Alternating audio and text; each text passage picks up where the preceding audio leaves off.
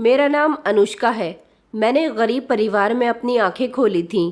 कहने को तो मैं अपने माता पिता की बड़ी बेटी थी और पहली संतान थी, लेकिन पहली संतान को जितना प्यार मिलता है उतना प्यार मुझे अपने माता पिता से नहीं मिल सका था। मुझसे छोटा मेरा एक भाई था, उसे मेरे माता पिता बहुत प्यार किया करते थे। वो मेरे जन्म के पूरे 7 साल के बाद हुआ था। उसे सबसे ज़्यादा प्यार इसलिए भी मिला था। मेरे जन्म के बाद जब 5-6 साल तक मेरी माँ को कोई गुड न्यूज़ नहीं मिली तो उन्हें ऐसा लगा जैसे अब वो आगे माँ नहीं बन सकेंगी। इसलिए उनको इच्छा जागने लगी कि वो दोबारा से माँ बने। हालांकि गरीबी के समय में उनके लिए मेरी परवरिश करना काफ़ी मुश्किल हो रहा था। जब उन्हें 7 साल के बाद बेटा हुआ तब उन दोनों की खुशी डबल हो गई थी। मेरे माता पिता दोनों ही बहुत खुश थे। उनको लगता था कि आने वाले समय में बेटा उनका सहारा बनेगा। बेटी तो विदा होकर अपनी ससुराल चली जाएगी, इसीलिए बेटी से उम्मीद लगाना बेकार है। मैं खामोश रहती थी। मैं अपने माता पिता की किसी भी हरकत पर कोई रिएक्शन नहीं देती थी। मैं जानती थी कि मेरे भाग्य में शायद यही लिखा हुआ है। मेरे माता पिता मेरे छोटे भाई का बचपन से ही बहुत ख्याल रखते थे, लेकिन मेरा उन्होंने कभी ख्याल नहीं रखा था। मुझे अगर भूख लगती मैं खूब शोर मचाकर रोती, तब मेरी माँ मुझे खाना दिया करती थी। और अगर मैं सारा दिन इधर उधर खेलती रहती तो मेरी माँ को कभी मेरी कोई परवाह ही नहीं हुई थी। मैं ज़्यादा पढ़ी लिखी भी नहीं थी। मुझे पढ़ने का बहुत शौक था। जब मैं 4 साल की हुई और मैंने आसपास के बच्चों को पढ़ने जाते हुए देखा, तब मेरे मन में आस पैदा होने लगी कि मुझे भी स्कूल जाना है। मैंने इस बारे में अपने माता पिता से बात की, उनसे इजाज़त ली कि वो मुझे स्कूल भेज दें।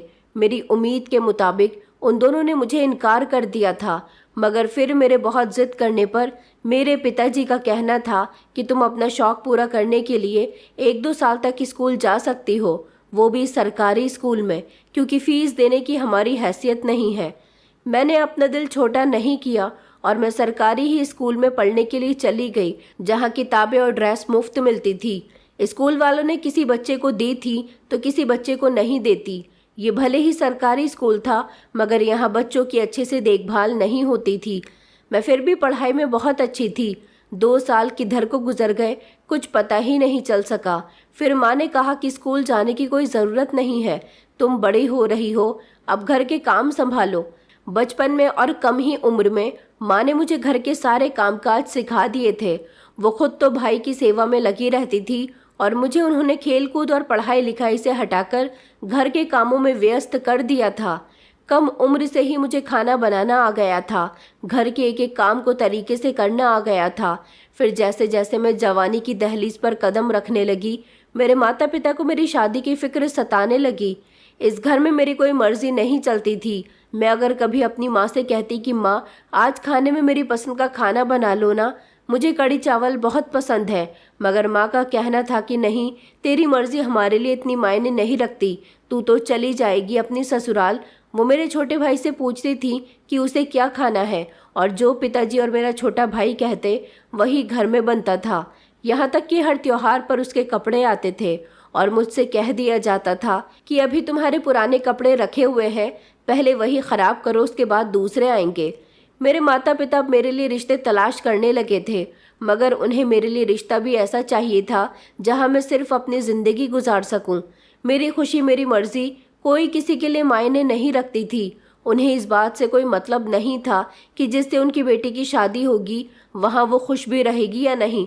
बस उनको तो मेरे लिए ऐसे रिश्ते की तलाश थी जिसमें उन्हें अपने पास से कुछ खर्च न करना पड़े, कोई मुझे फ्री में ले जाए, न दान दहेज का झंझट हो, न बारात को खिलाने पिलाने का। मेरे माता पिता आपस में बैठकर जब मेरी शादी के बारे में बातें किया करते थे, तब मैं उनकी बातों को सुनती रहती थी और उनकी नीयत को भी अच्छी तरह से समझ गई थी। फिर फाइनली उन्हें मेरे लिए एक ऐसा रिश्ता मिल गया था जिसके साथ वो मुझे विदा कर देना चाहते थे। ये रिश्ता इतनी जल्दबाजी का था कि मुझे भी कुछ सोचने समझने का समय नहीं मिला था। एक दिन अचानक माँ ने कहा कि तैयारी शुरू कर दो, अगले हफ्ते तुम्हारी शादी है। ये सुनते ही मैं हैरान रह गई। मैंने कहा माँ, लड़का कौन है, कैसा है? माँ ने मुझे घूर कर देखा और कहने लगी कि तुम कौन होती हो इस बारे में सवाल करने वाली? बेटियां सिर्फ अपने माता पिता की मर्जी के मुताबिक चलती हैं।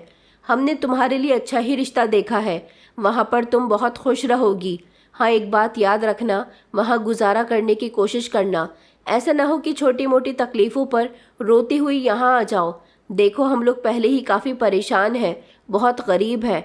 तुम्हारे पिता ने कितनी मुश्किल से तुम्हारी परवरिश की, तुम जानती हो ना। मैं खामोश हो गई और मैंने अपनी नज़रें झुका ली। उनको कोई जवाब नहीं दिया। उन्होंने कहा कि बस इसी तरह अपनी ससुराल में भी अपनी आंखें खुली रखना और मुंह बंद रखना। मैं समझ गई थी कि वो क्या कहना चाहती हैं। इससे आगे कोई भी सवाल करने की गुंजाइश बचती ही नहीं थी।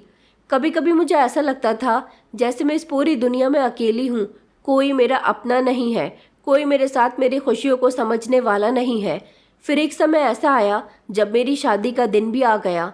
मेरी शादी बहुत ही सिंपल थी, न कोई ढोल, न सजावट, न चहल पहल। बस माँ ने मुझे लाल रंग का दुपट्टा पहनाया और कहा कि चलो आज मंदिर में तुम्हारी शादी है। मैं खामोशी से नज़र झुकाकर उनके साथ चली गई। ना मेरे दिल में खुशी थी, ना मेरे दिल में अफसोस था, बस अजीब सी बेचैनी थी कि पता नहीं ये अनजाना सा रिश्ता कैसा होगा। जैसे ही मैं अपने माता पिता के साथ मंदिर पहुंची, वहां एक बड़ी उम्र का आदमी खड़ा हुआ था, जिसे देखकर मैंने सोचा कि शायद उनके बेटे से मेरी शादी होने जा रही है। मगर जब मुझे पता चला कि मेरा होने वाला पति वही इंसान है, तो मेरे रोंगटे खड़े हो गए। मैंने अपनी माँ की तरफ चौंक कर देखा। मेरी आंखों में आंसू थे। माँ समझ गई थी कि मैं उनसे क्या सवाल करने वाली हूँ। उन्होंने मेरे सर पर हाथ रखा और कहा, बेटी, ये बहुत ही अच्छे इंसान हैं, खाते पीते घर के हैं, तुम्हें उनके घर में कोई परेशानी नहीं होगी। पिताजी ने भी कुछ इसी तरह का आशीर्वाद दिया था। मैं जो हर बार की तरह इस बार भी खामोश रही और मेरी जिंदगी का इतना बड़ा फैसला मेरी मर्जी के खिलाफ हो गया। मेरी शादी इस आदमी के साथ हो गई थी। अब मैंने इसको अपना पति स्वीकार कर लिया था और मैं विदा होकर इसके घर आ गई। यहाँ पर मेरे पति की सिर्फ माँ थी, जिसने आरती की थाली लेकर दरवाजे पर मेरा स्वागत किया और कहा कि बहू तो बहुत सुंदर है, बस ऊपर वाला इसका भाग्य अच्छा करे। मैं हैरान रह गई कि आखिर वो मुझे किस तरह का आशीर्वाद दे रही थी। मुझे मेरे कमरे में भेज दिया गया था। मैं इस छोटे से कमरे में बैठी हुई थी, जहाँ सिर्फ एक पुरानी अलमारी, एक पुरानी क्रॉकरी और एक डबल बेड रखा हुआ था। इस कमरे की हालत देखकर ऐसा लगता था जैसे काफ़ी पुराना कमरा है और यहाँ कोई रहता नहीं था। थोड़ी देर के बाद मेरा पति कमरे के अंदर दाखिल हुआ।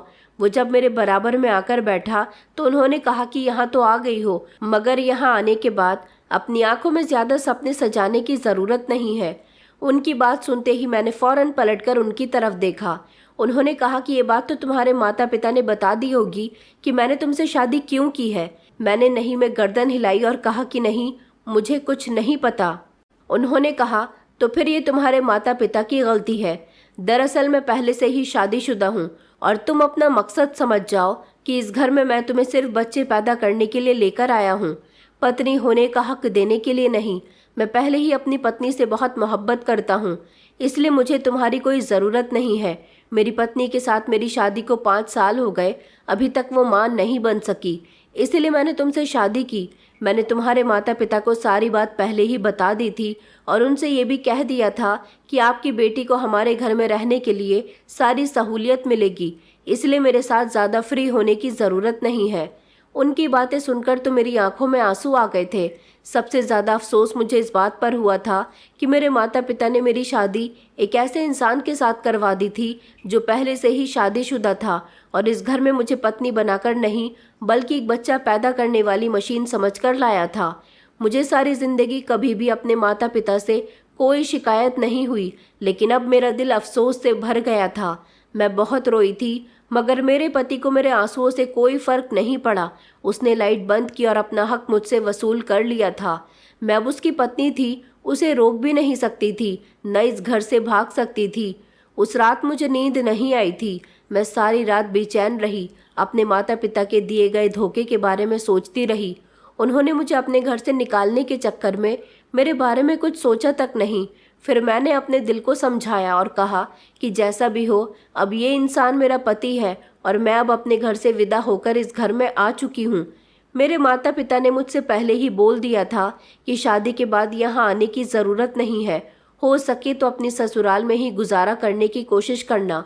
अब मुझे जैसे तैसे यहीं पर गुजारा करना था। मैं सुबह सवेरे उठी, नहा धोकर अच्छे से तैयार हो गई थी। मैंने अपने हाथों में लाल रंग की भारी भारी चूड़ियाँ पहनी, लिपस्टिक लगाई और सुबह सवेरे अपनी सास का आशीर्वाद लेने के लिए कमरे से जैसे ही बाहर निकली तो एक औरत ने मेरा रास्ता रोक लिया। मैं समझ नहीं सकी थी कि ये कौन है। मैं अभी उससे कुछ कहने ही वाली थी कि उसने मेरे मुंह पर एक जोरदार तमाचा मार दिया और कहने लगी कि तेरी हिम्मत कैसे हुई इतना सजने संवरने की। तुझे यहाँ सजने संवरने के लिए नहीं लाया गया। तुझे तेरी हैसियत कल रात अच्छी तरह से पता चल गई होगी कि आखिर तू इस घर में किस लिए आई है। इसलिए ज़्यादा तैयार होने की ज़रूरत नहीं है। जिस मकसद से इस घर में आई है सिर्फ उसी मकसद पर ध्यान दे। मैं उससे कुछ न कह सकी, बस अपना गाल पकड़कर खामोश रही। मेरी आंखों में आंसू थे, मगर मैं फटी फटी नज़रों से उस औरत को देख रही थी। वो अपनी बात कहकर गुस्से से चलती हुई वहाँ से चली गई थी और मैं अभी भी वहीं खड़ी रह गई थी। जब मेरी सास वहाँ पर आई और मेरी आंखों में आंसू देखकर कहने लगी कि अनुष्का बेटी, तुम यहाँ क्या कर रही हो। मैंने रोते हुए उनको बताया कि आपका आशीर्वाद लेने के लिए, आपसे मिलने के लिए आपके कमरे की तरफ आ रही थी। तभी एक औरत ने मेरे गाल पर थप्पड़ मार दिया और कहा कि यहाँ पर श्रृंगार करने की ज़रूरत नहीं है। उन्होंने अफसोस भरा चेहरा बनाया और कहने लगी, अच्छा तो तुम्हारा सामना प्रतिज्ञा से हो गया। मैंने चौंक कर कहा, प्रतिज्ञा? कौन कौन प्रतिज्ञा? उन्होंने कहा कि बेटा, ये तुम्हारी सौतन है जो तुम्हारे मुंह पर तमाचा मार गई है। दरअसल इन दोनों की शादी को काफ़ी समय हो गया। मेरी बहू मां नहीं बन सकती। मेरा बेटा उससे बहुत मोहब्बत करता है, इसलिए उसने अपनी पत्नी को बिना बताए तुमसे शादी कर ली। उसे कल रात ही पता चला कि वो दूसरी शादी कर चुका है, जिस बात से वो बहुत भड़की हुई थी, और उसने अपना गुस्सा तुम पर निकाल दिया।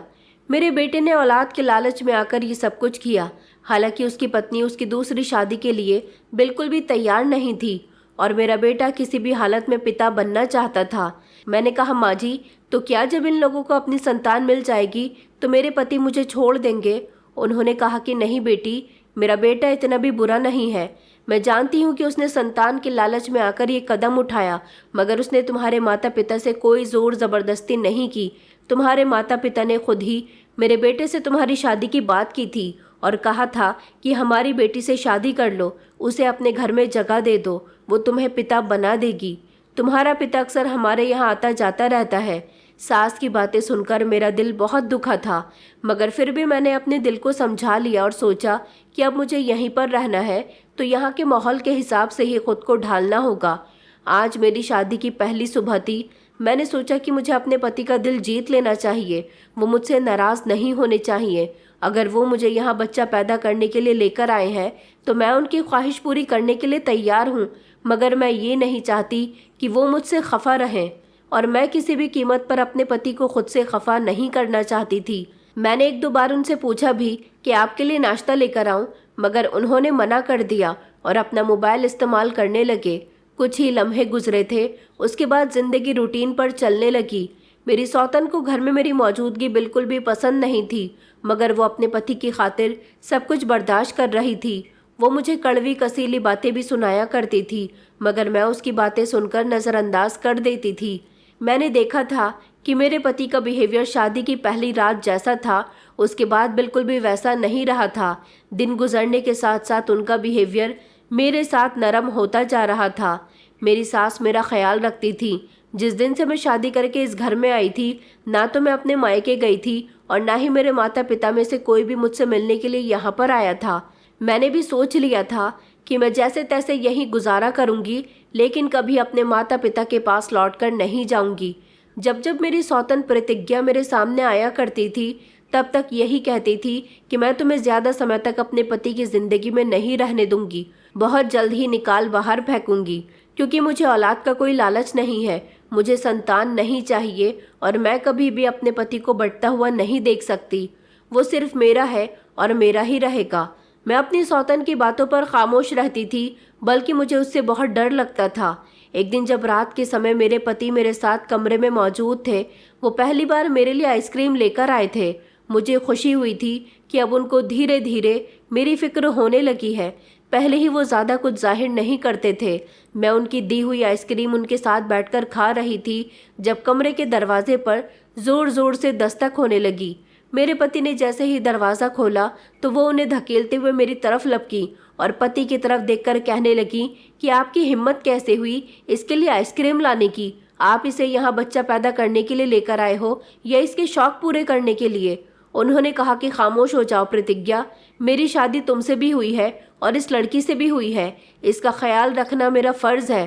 पति की बातों पर वो खामोश हो गई थी। जब सब कुछ शांत हो गया तो मेरे पति कमरे से निकल गए, मगर प्रतिज्ञा मेरे पास आई और कहने लगी कि तुमने अच्छा नहीं किया, मेरे पति से शादी करके तुम मेरा हक मार रही हो। मेरा पति जो कल तक मेरा था अब तुम्हारा दीवाना होने लगा है, तुम्हें ये सब कुछ बहुत भारी पड़ेगा। वो मुझे धमकी देकर गई थी और मैं जो आइसक्रीम मिलने पर खुश थी, अब मेरी सारी खुशी छू हो गई थी और मेरी आंखों में आंसू आ गए थे। उस दिन के बाद से ही मुझे एक अजीब सी घबराहट होने लगी थी। ऐसा लगता था जैसे मेरे साथ कुछ गलत होने वाला है। बार बार मेरे दिमाग में प्रतिज्ञा की धमकी घूम रही थी। इस घर में सुकून नहीं था, एक अजीब सी बेचैनी। मैंने कई बार हिम्मत करके अपनी माँ से बातचीत करने की कोशिश की। भले ही उन्होंने मेरे साथ ये सब कुछ किया था, लेकिन थी तो वो मेरी माँ ही और मुझे उन लोगों की याद आ रही थी। लेकिन मैं ये सोचकर ठहर गई थी कि जैसे मुझे उनकी याद आ रही है वैसे ही उनको मेरी याद क्यों नहीं आई। मेरे दिल के हालचाल सुनने वाला कोई भी नहीं था। एक दिन मैं घर के सारे काम से निपटकर अपने कमरे में बैठी हुई थी जब अचानक कमरे का दरवाज़ा खुला था। मैंने चौंक कर दरवाजे की तरफ देखा तो मैं अपनी जगह पर दंग रह गई थी। मैं घबराकर अपनी जगह से उठ खड़ी हुई थी क्योंकि सामने ही मेरी सौतन और उसके साथ दो अनजान मर्द खड़े हुए थे। लेकिन रात के इस समय मेरे कमरे में उनका क्या काम था? वो मुझे देखते हुए कहने लगे, अगर शोर मचाओगी तो तुम्हें बहुत भारी पड़ेगा और अगर खामोशी से सब कुछ बर्दाश्त करोगी तो तुम्हें तकलीफ भी नहीं होगी। मेरी सौतन कहने लगी कि अगर तुमने शोर मचाने की कोशिश की तो तुम्हें जो तकलीफ मिलेगी उसकी जिम्मेदार तुम खुद होगी। ये कहते ही उसने इन दोनों मर्दों को इशारा किया था। वो दोनों दरिंदे मेरी तरफ बढ़े थे। मैं चीख कर अपनी जगह से खड़ी हो गई थी। मैंने चिल्लाकर प्रतिज्ञा से कहा कि तुम्हारा दिमाग खराब हो गया है क्या? ये तुम क्या कर रही हो? उन दोनों ने मुझे पकड़ लिया था। मैं उनसे चीख चीख कर कह रही थी कि छोड़ो मुझे। वो दोनों नकाबपोश मर्द थे और मुझे अपने साथ घसीटते हुए ले जा रहे थे, मगर मैं रो रही थी, चिल्ला रही थी कि मुझे कहाँ ले जा रहे हो, छोड़ो मुझे। उनमें से कोई भी मेरी बात सुनने के लिए तैयार नहीं था। उनमें से एक ने कहा कि ज़्यादा शोर करने की ज़रूरत नहीं है, बेहतर होगा कि हमारी बात मान लो वरना नुकसान उठाओगी। ये कहते ही वो मुझे घसीटते हुए और मेरे मुंह पर हाथ रखते हुए दरवाजे से बाहर लेकर जा रहे थे। इतने में ही दरवाजे पर मेरा पति आ गया। उन्हें देखकर मैंने सुकून की सांस ली थी। उन्हें देखते ही ऐसा लगा था जैसे मेरे शरीर में किसी ने जिंदगी भर दी हो। अंदर आते ही वो भी कुछ लम्हे के लिए ठहर गए थे और फिर अचानक उन्होंने अपनी पहली पत्नी के बालों को झपटकर उसके मुंह पर एक जोरदार थप्पड़ मार दिया और कहा कि तुम कहाँ ले जा रही हो इसे? ये तो अच्छा हुआ कि माँ ने मुझे फ़ोन कर दिया था कि तुमने घर के अंदर दो मर्दों को बुलाया है। मैं तो ये बात बहुत अच्छे से जानता हूँ कि तुम्हें अनुष्का बिल्कुल भी पसंद नहीं है, लेकिन जब मुझे पता चला कि तुमने दो मर्दों को अंदर बुलाया है और तुम उन्हें लेकर अनुष्का के कमरे में चली गई हो तो ना जाने क्यों मुझे कुछ खटका सा महसूस हुआ। इसलिए मैं फ़ौरन मौके पर पहुंच गया। वो दोनों आदमी कौन थे और वो मेरे साथ मुझे ज़बरदस्ती कहाँ ले जा रहे थे, ये बात कोई नहीं जानता था। प्रतिज्ञा खामोश खड़ी हुई रो रही थी। वो दोनों लड़के भी भागने की कोशिश कर रहे थे, मगर घर में मौजूद मेरी सास ने मेरे शोर शराबे की आवाज़ सुनकर पहले ही पुलिस को बुला लिया था। पुलिस उन सबको अरेस्ट करके ले गई थी। मेरी सास ने मुझे घर में ही रहने के लिए कहा था। वो और मेरे पति पुलिस उन दोनों आदमियों और मेरी सौतन के साथ साथ पुलिस स्टेशन चले गए थे। मुझे घर में अकेले बहुत डर लग रहा था। मैं बहुत घबराई हुई थी। जब थोड़ी देर के बाद वो दोनों माँ बेटे वापस आए तो उन्होंने मुझे एक हकीकत बताई, एक ऐसी हकीकत जिससे वो भी कई सालों से अनजान थे। उन्होंने बताया कि उन्हें आज पहली बार पता चला कि प्रतिज्ञा एक गिरोह से जुड़ी हुई है। वो एक ऐसा गैंग है जो लोगों के शरीर से अंदरूनी अंग निकालकर उसकी तस्करी करते हैं। ये बात सुनते ही मेरे पैरों तले से ज़मीन निकल गई थी और वो लोग मुझे भी अपने साथ इसीलिए ले जा रहे थे। दरअसल जिस दिन से मेरे पति ने अपनी पहली पत्नी की मर्जी के खिलाफ जाकर अपनी दूसरी शादी मेरे साथ की थी, तब से ही उसे ये बात बिल्कुल पसंद नहीं आई थी। उसे लगा कि अब उसका पति बदल जाएगा, मुझसे मोहब्बत करने लगेगा, इसलिए उसने मुझे घर से उठाने का फैसला किया। उसे लगा कि सास दवाई खाकर सो रही है, पति घर से बाहर गया हुआ है, इसलिए उसके लिए ये सब कुछ आसान होगा। मगर वो नहीं जानती थी कि आज मेरी सास ने दवाई खाई ही नहीं थी, बल्कि उनकी दवाई तो ख़त्म हो गई थी। अक्सर वो दोपहर को नींद की दवाई खाकर 4 घंटे के लिए सो जाती थी। आज जब उन्होंने प्रतिज्ञा के साथ 2 अनजान मर्दों को मेरे कमरे में जाते हुए देखा तो फौरन उन्होंने अपने बेटे को फ़ोन करके सब कुछ बता दिया। मेरे पति ने उन तीनों को अरेस्ट करवा दिया था। पुलिस ने जब उन तीनों से पूछताछ की तो पता चला कि वो एक बहुत बड़ी गैंग चला रहे हैं। प्रतिज्ञा इस गैंग को बहुत अच्छे से जानती है और वो खुद भी इस गैंग का हिस्सा थी। प्रतिज्ञा तो अब अपने किए की सज़ा जेल में भुगत रही थी। मेरे पति ने मुझसे माफ़ी मांगी और कहा कि अच्छा हुआ मैं मौके पर पहुंच गया, वरना आज तुम्हारे साथ न जाने क्या हो जाता। उस दिन के बाद से मेरे पति ने मुझे पत्नी होने का असली हक दे दिया था। अब मैं इस घर में सुकून से रहने लगी थी और ऊपर वाले ने हमें कुछ समय के बाद ही संतान का सुख भी दे दिया था। जैसे ही मेरे 9 महीने पूरे हुए तो मैंने एक बेटे को जन्म दिया। मेरे पति की ख्वाहिश पूरी हो गई थी। मैं अपने पति, बेटे और अपनी सास के साथ बहुत खुश थी। जो खुशियाँ मुझे पहले नसीब नहीं हुई वो खुशियाँ मुझे अब मिल गई थी, क्योंकि बेटे के जन्म के बाद मेरे पति मेरी और भी ज़्यादा इज्जत करने लगे थे। मगर उन्हें कभी कभी प्रतिज्ञा की याद आया करती थी, क्योंकि उनकी शादी प्रतिज्ञा के साथ मोहब्बत से हुई थी। लेकिन जब उनका ध्यान उसकी हरकतों पर जाता तो वो कहते कि अच्छा हुआ वो यहाँ से चली गई, और वो उसे अपने दिल से निकालने की पूरी कोशिश करते थे। वक्त गुजरता गया और मैंने एक बेटी को भी जन्म दिया। अब मेरे पास एक बेटा और एक बेटी हो गए थे। मेरे पति कहते थे कि तुम्हारा बहुत बहुत शुक्रिया, तुमने मुझे पिता बनने का सुख दिया। मैं बहुत ही खुशनसीब हूँ जिसने तुम्हें अपनी ज़िंदगी में शामिल किया। इसी दौरान मेरी सास की मौत हो गई। उनकी मौत पर मुझे बहुत अफसोस हुआ था, क्योंकि उन्होंने मेरी हमेशा इज्जत की थी, मुझे हमेशा मोहब्बत दी थी, मुझे एक माँ की तरह प्यार किया था। शायद अच्छे लोग दुनिया से जल्दी ही चले जाते हैं, इसलिए वो भी जल्दी इस दुनिया से विदा हो गई। मैंने और मेरे पति ने मिलकर अपने बच्चों की परवरिश की। मेरे बच्चे अब काफ़ी होशियार हो चुके थे। बड़ा बेटा 17 साल और बेटी 15 साल की थी। एक दिन अचानक घर के दरवाजे पर दस्तक हुई। जैसे ही मैं दरवाज़ा खोलने के लिए गई तो सामने देखकर मेरे होश उड़ गए कि दरवाजे पर प्रतिज्ञा खड़ी हुई थी। वही चेहरा, वही कद, शरीर बिल्कुल वैसे का वैसा ही। आज इतने सालों बाद उसे अपनी आंखों के सामने देखकर मैं घबरा गई थी। जब मेरे पति दरवाजे पर आए तो उन्होंने उससे सख्त शब्दों में कहा कि यहाँ पर क्यों आई हो और पुलिस ने तुम्हें छोड़ कैसे दिया। उसने हाथ जोड़कर रोते हुए कहा कि मुझे माफ़ कर दो, मैं तुमसे अपनी गलती की माफ़ी मांगने के लिए आई हूँ। मैंने जो किया मैं जानती हूँ कि वो सब कुछ गलत था, लेकिन मुझे मेरे किए की सज़ा मिल गई। मेरे भाई ने मेरी ज़मानत करके मुझे पिछले 6 महीने पहले ज़मानत पर छुड़वा लिया, मगर कोई भी मुझे अपने साथ रखने के लिए तैयार नहीं है। मैं तुम्हारे आगे हाथ जोड़कर विनती करती हूँ कि मुझे अपने घर में जगह दे दो। आइंदा ऐसी कोई गलती नहीं करूँगी। बस मुझे तुम्हारे घर में जगह चाहिए और 2 वक्त की रोटी। मैं इस घर में नौकरानी बनकर रहूँगी। मुझे उस पर दया आ गई और मैंने अपने पति से कहा कि वो बहुत शर्मिंदा हो रही है, उसे माफ़ कर दीजिए। हालांकि मेरे पति उसे अपनाने के लिए, आसानी से माफ़ करने के लिए तैयार नहीं थे। ये मेरी ही वजह थी जो वो घर के अंदर दाखिल हो गई। मेरे पति उससे बात नहीं करते थे, लेकिन उसने हम सब घर वालों का दिल जीत लिया था। वो घर के सारे काम किया करती थी। हालांकि उसकी उम्र मुझसे ज़्यादा थी। वो मेरे बच्चों को बहुत प्यार किया करती थी, लेकिन कभी कभी मुझे उसकी हरकतें बड़ी अजीब लगती थी। मैं अपने बच्चों को जिन कामों से रोकती थी वो खुद मेरे बच्चों को वो काम करने की इजाज़त दे दिया करती थी, और मेरे बच्चे मुझसे हटकर उसके साथ ज़्यादा अटैच हो गए थे।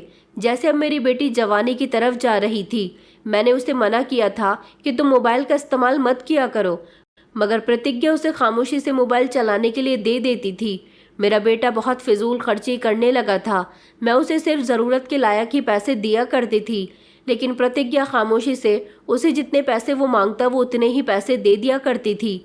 ये सब कुछ मुझे बहुत अजीब लग रहा था। मैं सोच रही थी कि इस बारे में अपने पति से बात करूं, लेकिन काफ़ी दिनों से उनकी तबीयत कुछ ठीक नहीं चल रही थी। मेरे बच्चे अब हम दोनों पति पत्नी से ध्यान हटाकर प्रतिज्ञा की तरफ हो गए थे। मैंने देखा था कि प्रतिज्ञा मेरे बच्चों से बहुत प्यार करती थी और उनसे कहती थी कि मैं भी तुम्हारी माँ हूँ। भले ही मैंने तुम्हें जन्म नहीं दिया, लेकिन तुम्हारे पापा की पहली पत्नी तो हूँ ना। बच्चे छोटी छोटी बातों पर कहते, मम्मी आप तो हमें रोकती टोकती हो, मगर प्रतिज्ञा माँ तो हमारी हर ख्वाहिश पूरी करती है। उनकी सारी ख्वाहिशें तो मैं भी पूरी किया करती थी, लेकिन वो ख्वाहिशें जो उनके लिए ठीक होती थी। मैं अपने बच्चों को बिगाड़ना नहीं चाहती थी, मगर प्रतिज्ञा उनकी हर ख्वाहिश पूरी करके उनकी आदतों को बदल रही थी। मैं अपने पति की तबीयत खराब होने की वजह से ज़्यादातर उनके साथ ही समय बिता रही थी, इसलिए बच्चों की तरफ से मेरा ध्यान हट गया था। एक दिन उनकी इतनी ज़्यादा तबीयत खराब हो गई कि वो इस दुनिया को छोड़कर चले गए और अब मैं खुद को अकेला महसूस कर रही थी। मैं उनकी मौत पर बहुत रोई थी। उनके मरने के कुछ दिनों बाद ही मैंने देखा कि मेरे दोनों ही बच्चे मुझसे पूरी तरह से अलग हो गए। उनको जैसे मेरी कोई परवाह ही नहीं थी, न बेटे को और न ही बेटी को। अब जब से उनके पिता की मौत हुई थी तब से वो और भी ज़्यादा प्रतिज्ञा के करीब हो गए थे। मैंने देखा था जो प्रतिज्ञा हमारे सामने हाथ जोड़कर रोते हुए इस घर में दाखिल हुई थी, उसने कहा था कि मुझे सिर्फ यहाँ रहने के लिए जगह और 2 वक्त की रोटी चाहिए, मगर अब उसने मेरे पति के मरने का पूरा पूरा फ़ायदा उठाया था। मैं देख रही थी मेरे बच्चों के अंदर भी काफ़ी बदलाव आ गए थे। मेरे दोनों ही बच्चे मुझसे कोई बात नहीं करते थे। मेरा बेटा अब नौकरी करने लगा था, उसकी उम्र 21 साल हो गई थी और बेटी घर में होते हुए भी मुझे नज़रअंदाज कर रही थी। आखिर मेरे बच्चों को ये सब क्या हो गया था? मेरे बच्चे जो कभी मेरे हुआ करते थे अब मुझे पराये लगने लगे थे। क्या प्रतिज्ञा ने मेरे बच्चों को मुझसे छीन लिया था? क्या वो इसीलिए इस घर में आई थी? मेरी तो कुछ समझ नहीं आ रहा था। एक दिन प्रतिज्ञा ने मुझसे कहा कि उठो और घर का सारा काम करो। मैंने कहा कि ये तुम क्या कह रही हो?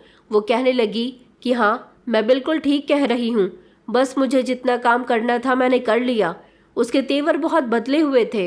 एक दिन सुबह का समय था, जब मैंने घर में चहल पहल देखी तो हैरान रह गई। मैं जैसे ही कमरे से बाहर निकल कर गई तो एक अधेड़ उम्र का आदमी बैठा हुआ था। मुझे देखते ही मेरा बेटा उठकर खड़ा हुआ और उस आदमी से कहने लगा कि देखो, ये मेरी मम्मी है। उसने गर्दन हिलाई। मैंने कहा, बेटा ये सब क्या हो रहा है? ये कौन है? तो वो कहने लगा कि मम्मी, घर में काफ़ी परेशानी हो रही है। पापा के मरने के बाद हम लोग हर चीज़ के लिए तरस रहे हैं। अब घर में कोई ऐसी कीमती चीज़ नहीं है जिसे बेच दिया जाए। फिर हमारा ध्यान आप पर गया। हमने सोचा आपकी शादी तो कम उम्र में हो गई थी, जवान बच्चे होने के बावजूद भी आपकी उम्र ज़्यादा नहीं लगती, तो फिर आपकी ही शादी करवा देते हैं। मैंने चौंक कर कहा, तुम पागल हो गए हो क्या? ये क्या बकवास कर रहे हो? उस दिन घर में प्रतिज्ञा नहीं थी, मेरा बेटा और बेटी ही मौजूद थे। मेरी बेटी ने मेरा बाजू पकड़ा और कहने लगी कि आखिर आपने हमें सारी जिंदगी दिया ही क्या है? बस हमेशा हमें छोटी छोटी बातों पर रोकती टोकती रही हो। अरे हमारी भी लाइफ है, हम अपनी लाइफ को अपने हिसाब से जीना चाहते हैं। बस अब हमने फैसला कर लिया है कि हम आपकी शादी इन अंकल के साथ करवा देंगे। और आपको पता है कि इन्होंने हमें पूरे 2 लाख रुपए देने का वादा किया है। आपसे उनकी शादी हो जाती है तो हमें 2 लाख रुपए मिलेंगे और उन 2 लाख रुपयों से हमारी बहुत सारी परेशानी हल हो जाएगी। वैसे भी जब से पापा की मौत हुई है हम लोग तो 1-1 रुपए के लिए तरस गए। मैंने कहा, तुम लोगों को शर्म नहीं आती? अपनी माँ को 2 लाख रुपए के लिए बेच रहे हो। उन्होंने कहा कि कोई बात नहीं, जैसे पापा चले गए ऐसे ही हम अब भी सब्र कर लेंगे। वैसे भी हमारा ख्याल रखने के लिए प्रतिज्ञा माँ है ना। मुझे आज अपने बच्चों पर शर्मिंदगी महसूस हो रही थी कि क्या यही दिन देखने के लिए मैंने इन्हें जन्म दिया था। इनमें और मेरे माता पिता में शायद कोई फ़र्क नहीं रहा था। हर बार मेरे अपनों ने ही मुझे धोखा दिया था। एक वक्त था जब मेरे माता पिता ने मेरे पति से मेरी शादी अपने फ़ायदे के लिए करवाई थी, और अब ये समय आ गया कि मेरे बच्चे इस अधेड़ उम्र के आदमी से मेरी शादी अपने फ़ायदे के लिए करवा रहे हैं। क्या मैं सिर्फ सारी ज़िंदगी दूसरों के फ़ायदे का मकसद बनकर ही रहूँगी? मैं बिलक बिलक कर रो रही थी, मगर मेरे बच्चों ने मेरी एक न सुनी। मेरे अपने ही बच्चों ने मेरी शादी ज़बरदस्ती इस आदमी के साथ करवा दी और ये आदमी मुझे अपने साथ अपने घर ले गया। जैसे ही मैं इसके घर पहुंची, ये देखकर मेरी आंखें चौंक गईं कि ये इसका कोई घर नहीं था बल्कि बहुत बड़ा बंगला था। चमचमाती हुई गाड़ियां खड़ी हुई थी। ये आदमी इतना अमीर था। उसने मुझसे कहा कि तुम्हें परेशान होने की ज़रूरत नहीं है। मेरी पहली पत्नी तो कई सालों पहले मर गई। ऊपर वाले ने कोई संतान भी नहीं दी। मैंने तुमसे शादी सिर्फ इसलिए की है ताकि मेरा बुढ़ापा सुकून से गुजर सके, तुम मेरी सेवा कर सको, मेरे साथ रह सको। मैं शायद कुछ कहने काबिल नहीं थी, क्योंकि मेरे अपने ही बच्चों ने मुझे जो सदमा दिया था वो मेरे लिए बहुत बड़ा था। फिर मैं इस आदमी के घर रहने लगी। यहाँ मुझे कोई काम नहीं करना पड़ता था। ढेर सारे नौकर आगे पीछे घूमते रहते थे, सारे काम वही करते थे। और मेरा पति, वो तो बीमार था, उसे कुछ पता नहीं होता था कि मैं क्या कर रही हूँ। उसे तो बस किसी के साथ की ज़रूरत थी, इसलिए उसने मुझसे शादी की थी। दिन तेज़ी से गुजरते जा रहे थे। अब मुझे ऐसा लगता था जैसे मेरा कोई भी अपना नहीं है और मैंने इस ज़िंदगी को स्वीकार कर लिया था। अपने बच्चों की तो मैं शक्ल भी नहीं देखना चाहती थी। लगभग 2 साल बाद एक ऐसा भी वक्त आ गया जब मेरा ये पति भी मुझे छोड़कर चला गया और मैं इस बड़े से बंगले में अकेली रह गई थी। वो तो चला गया था, लेकिन उसकी सारी जायदाद का ख्याल अब मैं रख रही थी। उसके मरने के कुछ दिन के बाद एक जवान लड़का, मामूली से कद का, उसके लगभग 34 साल की उम्र थी, वो घर के अंदर दाखिल हुआ। मैं सोफे पर बैठी हुई थी, वो मेरे सामने बैठ गया। सारे नौकर उसे देखकर सीधे खड़े हो गए। मैंने कहा कि तुम कौन हो? उसने कहा कि मैं आपके पति का छोटा भाई हूँ। मैं अमेरिका में रहता हूँ। भैया की मौत अचानक हुई। मेरे लिए अमेरिका से यहाँ आना पॉसिबल नहीं था, इसलिए मुझे अब यहाँ पर आना पड़ा। मुझे अफसोस है कि मेरे भैया इस दुनिया को छोड़कर चले गए। उनकी मौत को 1 हफ्ता हो गया और मैं यहाँ देर से पहुँचा।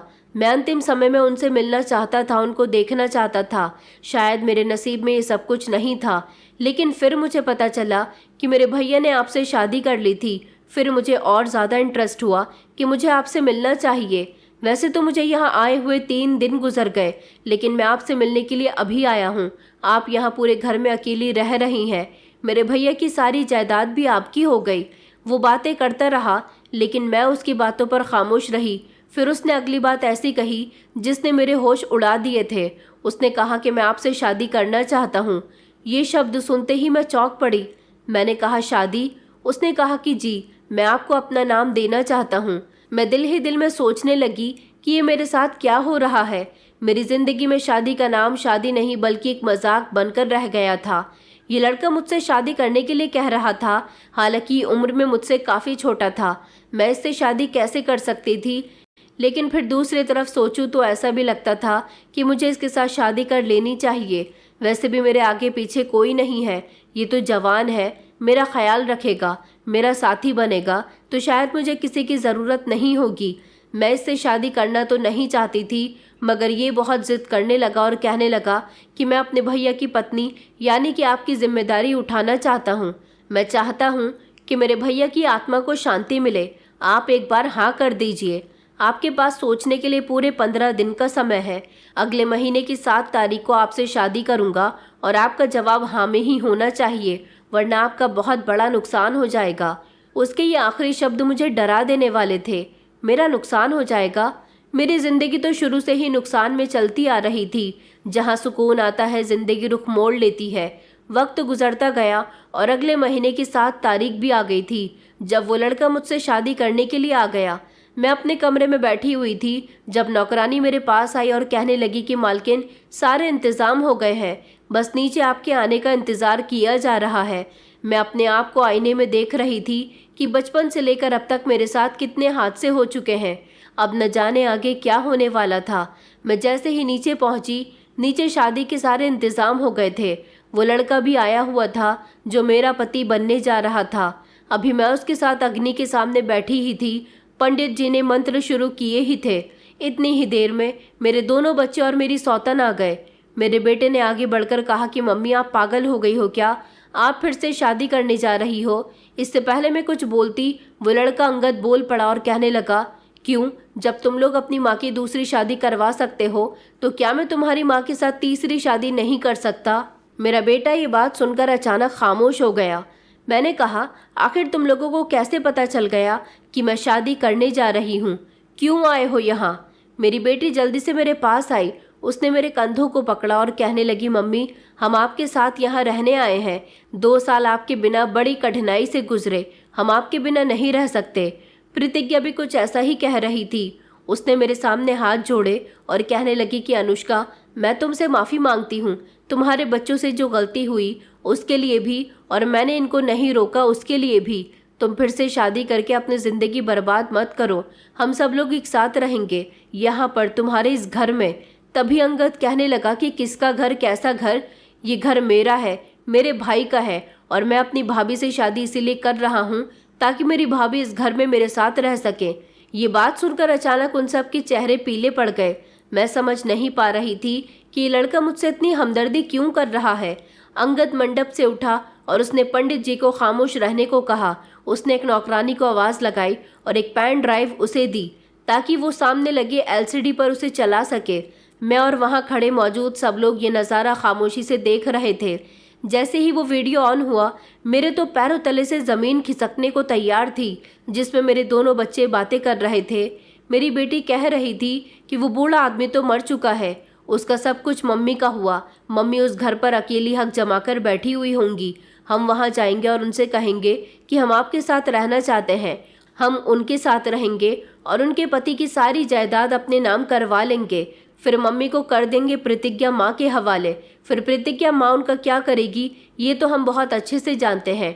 फिर कैमरे ने प्रतिज्ञा की तरफ रुख किया, जिसमें वो कुर्सी पर बैठी हुई थी और हंसते हुए कहने लगी कि हाँ, मेरी तो इस औरत के साथ बहुत पुरानी दुश्मनी है।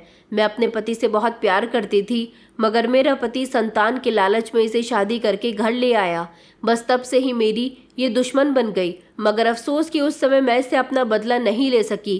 तुम्हारे बाप ने उसे बचा लिया था और मुझे जेल पहुंचा दिया, मगर वो मुझे मामूली चीज़ समझ रहा था। कुछ ही दिनों बाद मेरे जान पहचानने वाले लोगों ने मुझे जेल से रिहा करवा लिया और फिर मैंने प्लान बनाया तुम लोगों के घर आने का, अनुष्का को दोबारा से मज़ा चखाने का। जब सारी जायदाद हमारी हो जाएगी तो फिर उसका शरीर वो हमारे किसी काम का नहीं रहेगा, लेकिन उसका शरीर और उसके शरीर के अंग हमें और ज़्यादा ताकतवर बना देंगे। हम उसके शरीर के सारे ज़रूरी अंग निकालकर महंगी कीमत में बेच देंगे और फिर हमारे पास पैसा ही पैसा होगा। ये सारी बातें करके वो सब लोग ज़ोर ज़ोर से हंस रहे थे। ये वीडियो देखकर मेरी आंखें फटी की फटी रह गईं। इसका मतलब ये था कि इस औरत ने मेरे बच्चों को अपनी तरफ कर लिया था। मेरे बच्चे जो कभी अपनी माँ के सामने ऊंची आवाज़ में बात भी नहीं करते थे, वही बच्चे इस औरत के कहने में आकर अपनी माँ के खिलाफ जा चुके थे। प्रतिज्ञा और मेरे दोनों बच्चे ये देखकर दंग रह गए। उनकी सच्चाई खुलकर सामने आ गई थी। मेरे बेटे ने भागने की कोशिश की, तभी उसे एक अनजान आदमी ने पकड़ लिया जो बिल्कुल उसके पीछे ही खड़ा हुआ था। एक ने प्रतिज्ञा को पकड़ा और दूसरे ने मेरी बेटी को। अंगद मेरे पास आया और कहने लगा, ये पुलिस है। पहले तो आपकी सौतन जेल से छूट गई, मगर अब इसे बहुत बड़ी सज़ा मिलेगी।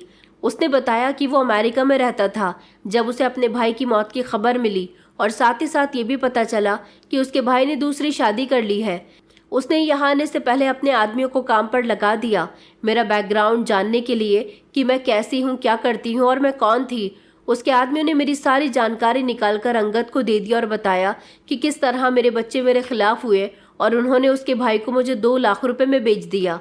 अंगद के ही आदमियों ने पूरी प्लानिंग के साथ प्रतिज्ञा, मेरे बेटे और बेटी का पीछा किया। उन्हें जहाँ से भी जैसा भी सबूत मिला उन्होंने अंगद को भेज दिया। ये एक अहम और ज़रूरी सबूत था जो अंगद मुझे दिखाना चाहता था, और उसे ये भी पता था कि ये लोग शादी की खबर सुनकर मेरी शादी रुकवाने के लिए ज़रूर आएंगे और तभी इन लोगों को मौके पर पकड़ा जाएगा। ये सब सुनकर मेरे पैरों तले से ज़मीन निकल गई थी। मैं धीरे धीरे चलते हुए अपनी सौतन के करीब गई। मैंने उसके मुंह पर एक ज़ोरदार थप्पड़ मार दिया और कहा कि तुम्हें शर्म नहीं आई ये सब कुछ करते हुए? तुम्हें शायद ऊपर वाले ने इसीलिए बेऔलाद रखा क्योंकि तुम दूसरों की गोद उजाड़ने में माहिर हो। वो वहाँ से भागने की कोशिश कर रही थी, लेकिन अब उसका भागना पॉसिबल नहीं था। अंगद के बारे में भी सारी सच्चाई पता चली कि वो पहले से ही शादीशुदा है। वो मुझसे शादी नहीं करना चाहता था। वो तो अपने भाई की पत्नी को बचाने के लिए और सारा सच मेरे सामने लाने के लिए यहाँ आया था। वो एक अच्छा ईमानदार इंसान था। वो जानता था कि मेरा इस दुनिया में कोई नहीं है, कोई मेरी मदद नहीं कर सकता, इसलिए वो आगे बढ़ा और उसने ये सब कुछ नाटक रचा। उन तीनों को तो पुलिस पकड़कर ले जा चुकी थी। प्रतिज्ञा पर तो अब लंबा केस चलना था, क्योंकि वो एक ऐसे गिरोह से जुड़ी हुई थी जो यही काम करता था और न जाने कब से इस काम को अंजाम देता आ रहा था। मगर मुझे अपनी बेटी का ख्याल था। वो लड़की थी और मैं नहीं चाहती थी कि वो जेल में अपनी ज़िंदगी गुजारे। मगर फिर जब मुझे ख्याल आया कि बेटी ने भी तो अपनी माँ के बारे में नहीं सोचा, वो भी तो लालची हो गई थी, मैंने उसे उसके हाल पर छोड़ दिया। मुझे अपने बच्चों से कोई हमदर्दी नहीं रही। अंगद और मैं अगले दिन पुलिस स्टेशन गए। वहां जाकर हमें प्रतिज्ञा की हकीकत पता चली।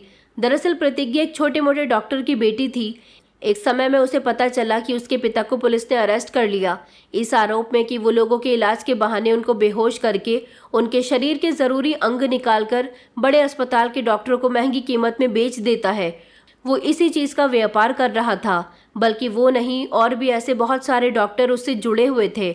जब उसके पिता का भांडा फूट गया और उनको पुलिस ने पकड़ लिया, तब प्रतिज्ञा को अपने पिता की हकीकत का पता चला था, लेकिन उसके पिता के जेल जाने के बाद वो लोग जो इस काम से जुड़े हुए थे उन्होंने प्रतिज्ञा को तंग करना शुरू कर दिया और कहा कि तुम भी तो उस डॉक्टर की बेटी हो, इस काम की शुरुआत तुम्हारे पिता ने की थी, तुम्हें भी ये काम करना होगा, तुम्हें अपने पिता की जगह क्लिनिक खोलकर किसी भी तरीके से लोगों के ज़रूरी अंग निकालकर हमें देने होंगे, इस चीज़ से तुम भी बहुत पैसा कमा सकती हो और हमारा भी काम हो जाएगा, अगर तुमने ये काम नहीं किया तो हम तुम्हें जान से मार देंगे।